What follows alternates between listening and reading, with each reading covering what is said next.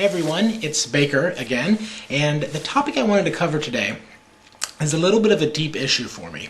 It's kind of hard to convey, especially in print, so I thought I would record another video for you today, this time talking about Christianity, but more than Christianity, religion and spirituality as it involves money. But specifically the catalyst for this post was, or is, Dave Ramsey.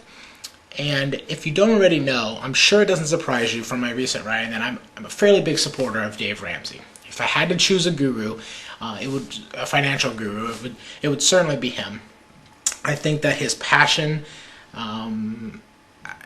is addictive. I think that he's very genuine, he's authentic, he practices what he preaches, and his message is very consistent.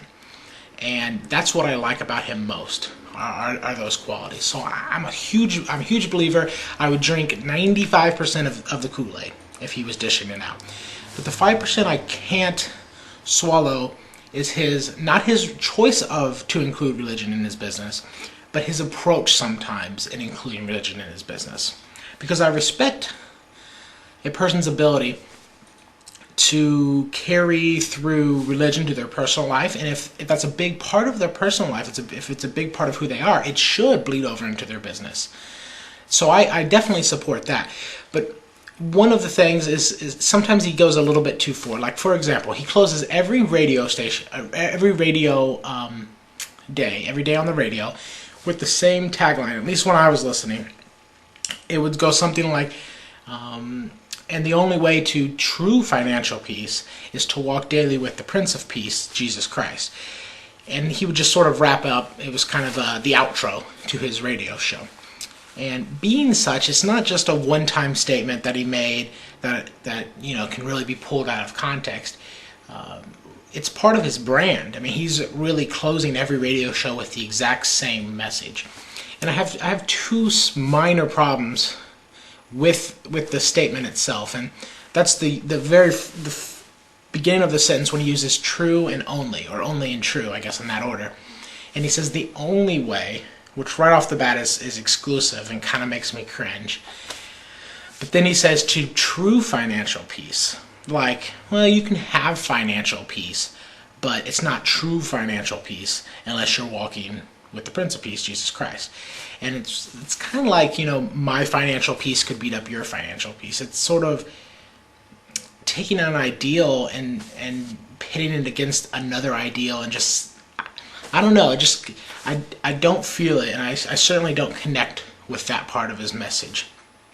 And I guess it comes down to how you define financial peace. And that's financial peace, the concept is part of his brand. So, he's the authority figure on it. But financial peace for me is the acknowledgement that you are only a manager of the assets, of the property, of the money that you come into in this life. So you don't really own anything. This is actually my belief, and it's part of financial peace for me.